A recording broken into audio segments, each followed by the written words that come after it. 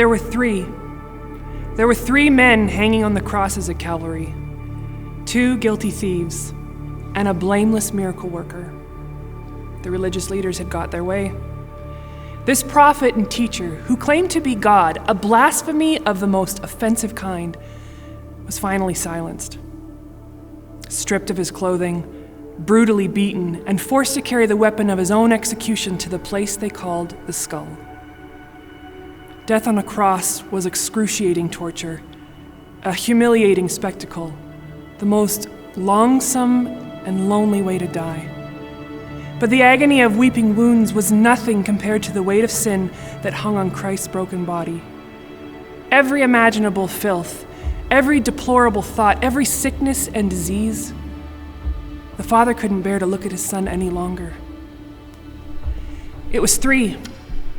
It was 3 in the afternoon when the sky turned black and Jesus drew his final breath. The ground began to shake, old tombs began to break, and the temple veil was torn in 2. And then came the shrieks and the cackles and the cheers from the darkness, this twisted revelry echoing from the furthest reaches of hell. The demons celebrated their win, while the biggest grin stretched across the face of Death himself. But Death forgot his former master is the champion of chess, always 10 steps ahead. For Jesus' defeat was not the end, but the start of everything. Without a death, there is no resurrection, so the seeming loss was really a checkmate.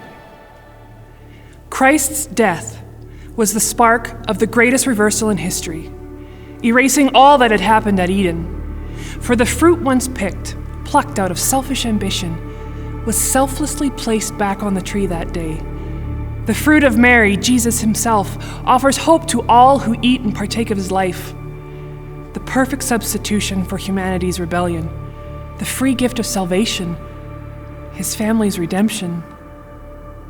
Even in the darkness, as evil danced, God's rescue plan was unfolding.